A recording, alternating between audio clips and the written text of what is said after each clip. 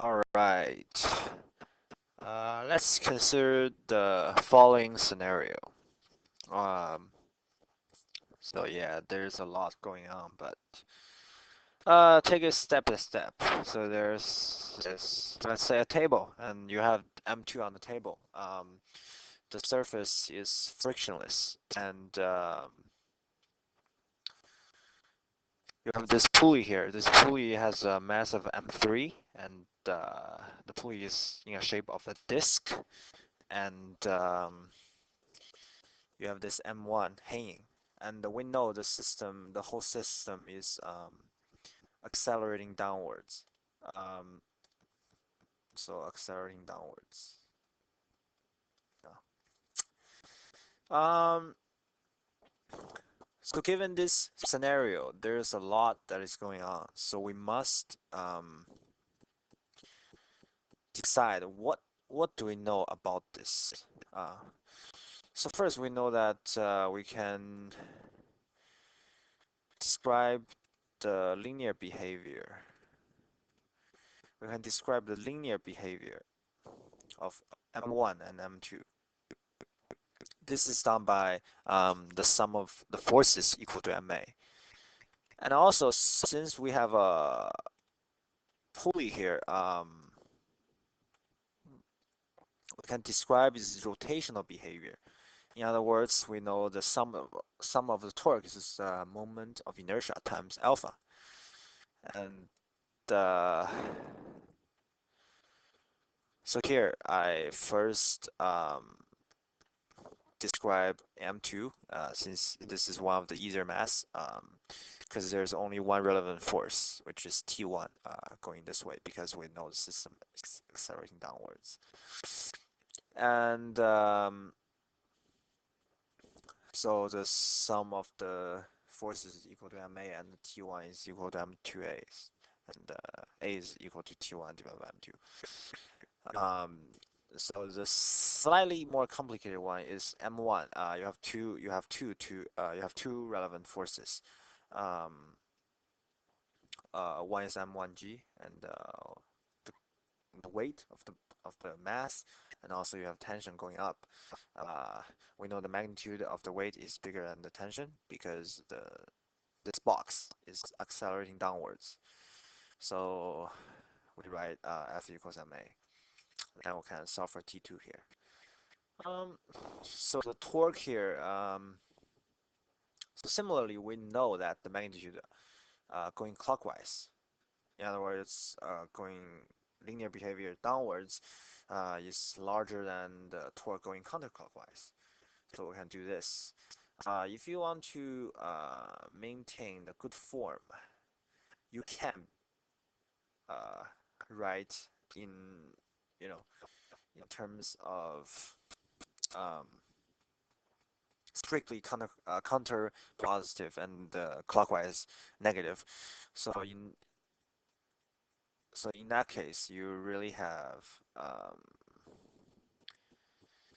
so if I say sum of torque is equal to I alpha, then what I really have is I would have um, T really T1R minus T2R is equal to M3 R squared times, well, in this case, we know that it's accelerating clockwise. So here it will be negative alpha. And if you take on a negative, you're basically back to this. You're back to this.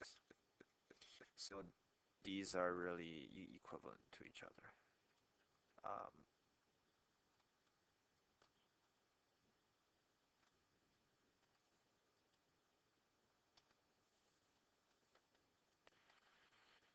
they are equivalent.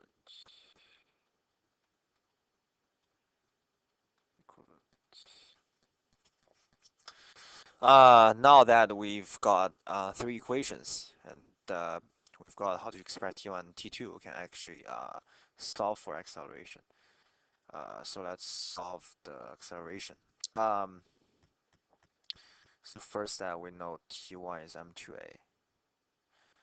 So we have T2 minus T1. So here we have T2. So really M1G minus M1A minus M2A is what? Is M3A. Organize a little bit. M3A plus M1A plus M2A is equal to M1G, and if we just combine the like terms,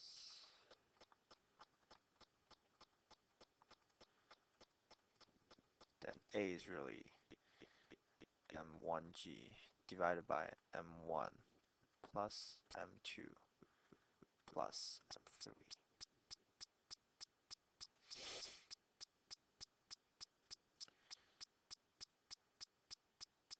Quite interesting because I mean this is as though you can view this as a whole system. There's only one force going on in this system and divided by the mass of the whole system is give you acceleration.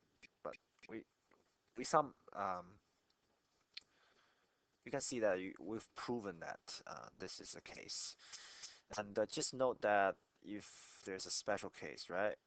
And the special case is if M1 is equal to M2 is equal to M3, um, then G divided by 3 is equal to A acceleration, which is a constant.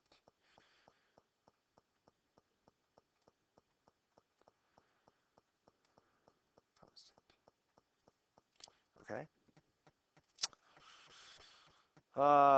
So to sum up, we describe two linear behavior, and we describe one rotational behavior.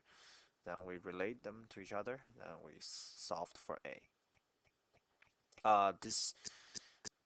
This generic scenario is very important.